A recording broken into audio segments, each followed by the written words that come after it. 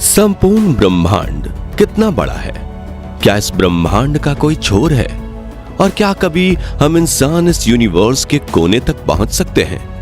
इन्हीं सवालों का जवाब ढूंढने के लिए वैज्ञानिक लगातार ब्रह्मांड के दूर दराज हिस्सों में खोजबीन कर रहे हैं और अब उन्हें कुछ ऐसा पता चला है जिसने उनकी रातों की नींद उड़ा रखी है।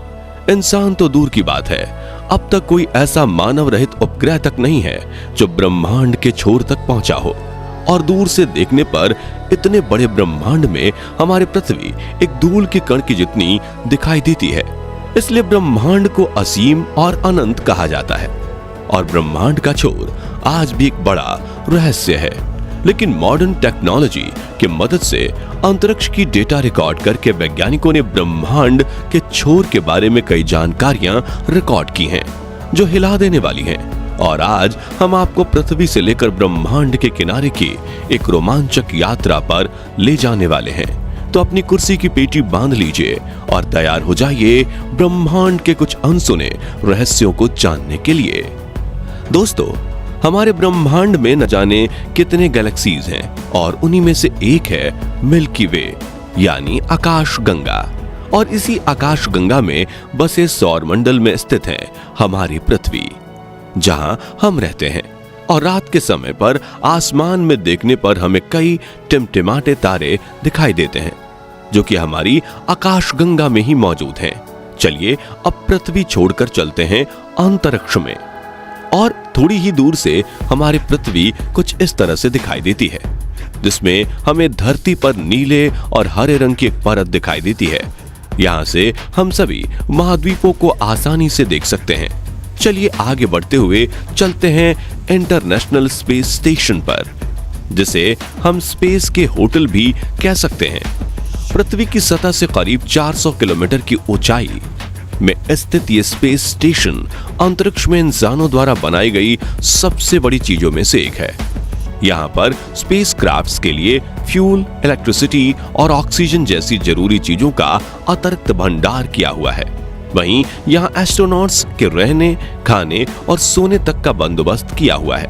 और दुनिया भर के स्पेस रिसर्चर्स, एस्ट्रोनॉट्स इस स्पेस स्टेशन पर जाकर अपना स्पेस रिसर्च करते हैं।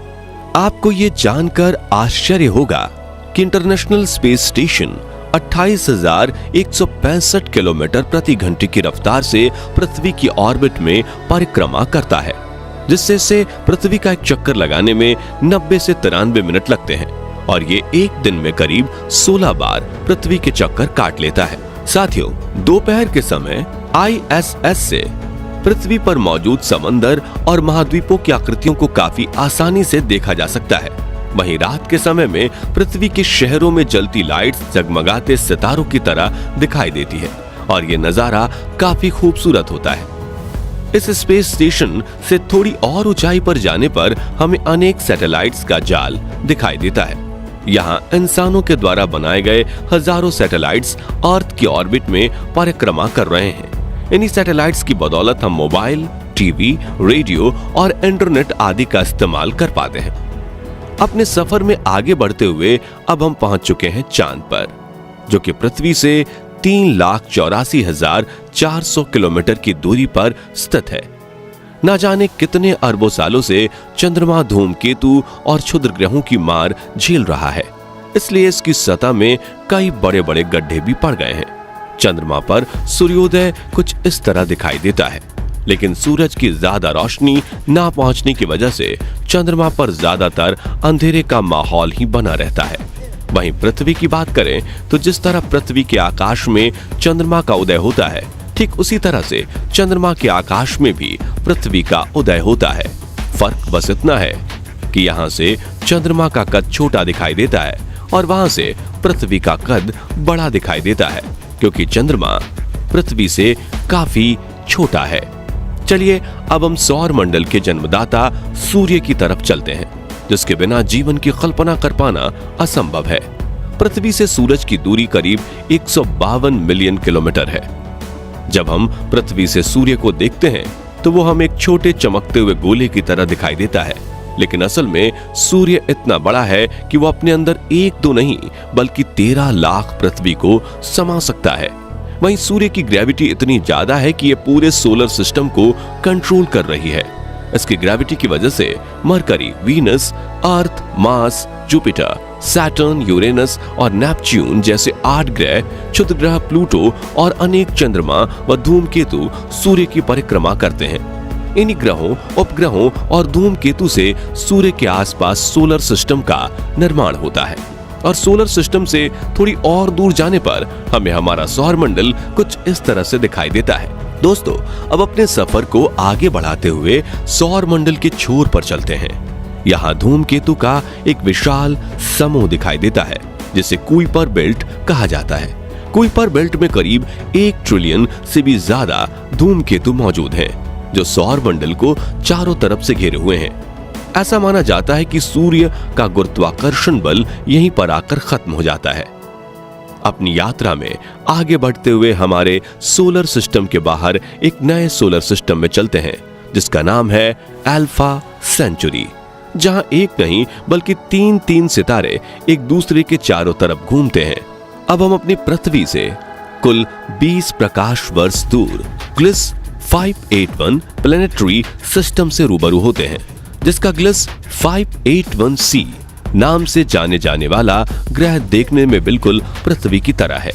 इस प्लेनेट पर इंसानों के रहने लायक तापमान, तरल स्वरूप में पानी और पृथ्वी जैसी सतह मौजूद है और कुछ वैज्ञानिकों का मानना है कि इस ग्रह पर एलियंस के होने की सबसे ज्यादा संभावनाएं हैं।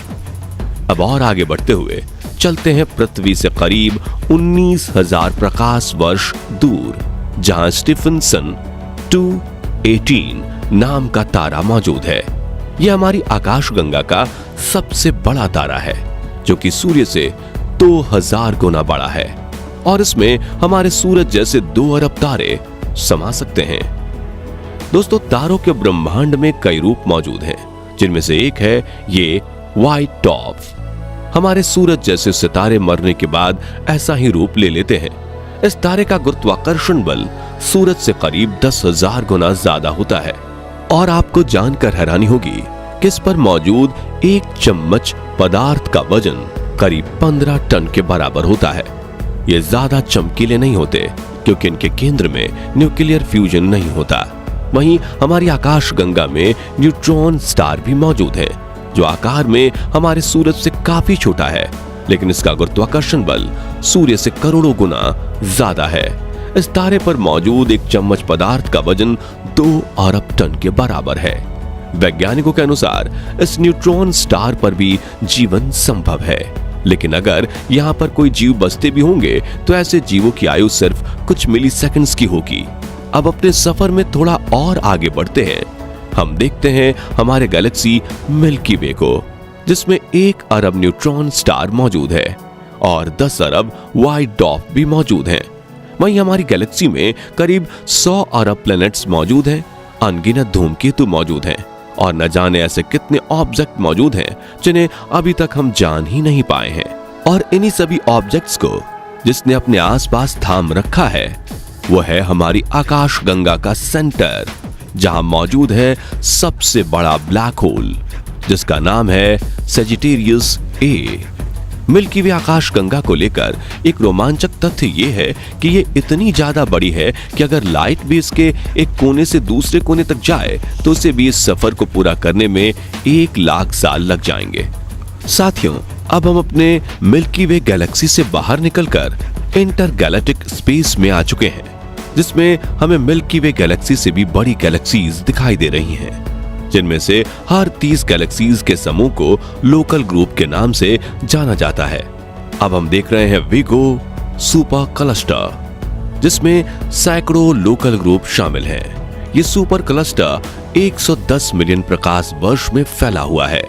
अपनी यात्रा और आगे बढ़ाते हुए हमें विगो सुपर क्लस्टर जैसे सैकड़ों सुपर क्लस्टर्स दिखाई दे रहे हैं, जिसे वैज्ञानिकों ने लेनियेकिया सुपर क्लस्टर नाम दिया है, जिसमें करीब 1 लाख गैलेक्सीज शामिल हैं। लेनियेकिया सुपर क्लस्टर से थोड़ा दूर जाने पर हमें इसके जैसे कई बड़े सुपर क्लस्टर दिखाई दे रहे हैं और ज्यादा दूर जाने पर हम देख सकते हैं हमारे ब्रह्मांड को, जिसमें लेनिकिया सुपर क्लस्टर भी एक छोटे बिंदु की तरह दिखाई दे रहा है और यहां से देखने पर पृथ्वी या सौर मंडल तो दूर की बात, मिल्की वे गैलेक्सी को भी देख पाना नामुमकिन है। अब शायद आपको हमारा ब्रह्मांड काफी बड़ा लग रहा होगा, लेकिन ये बात जानकर आपका दिमाग घूम जाएगा कि ये सिर्फ हमारा अनुमानित ब्रह्मांड है। और कुछ वैज्ञानिकों के मुताबिक 13.8 मिलियन सालों पहले एक बिग बैंग हुआ था। तब से लेकर हमारा ब्रह्मांड फैल रहा है। गैलेक्सीज एक दूसरे से दूर जा रही हैं।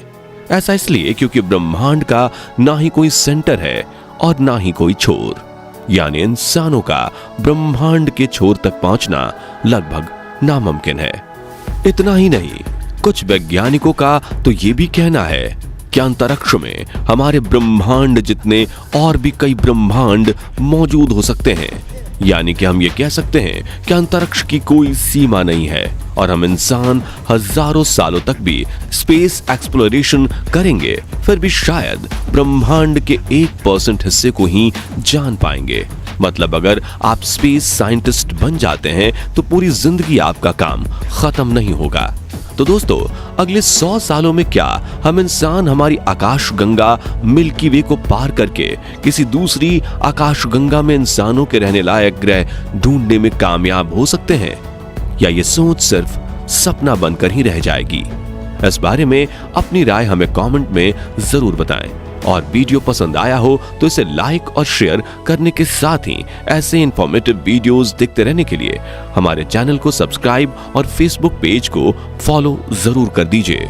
धन्यवाद।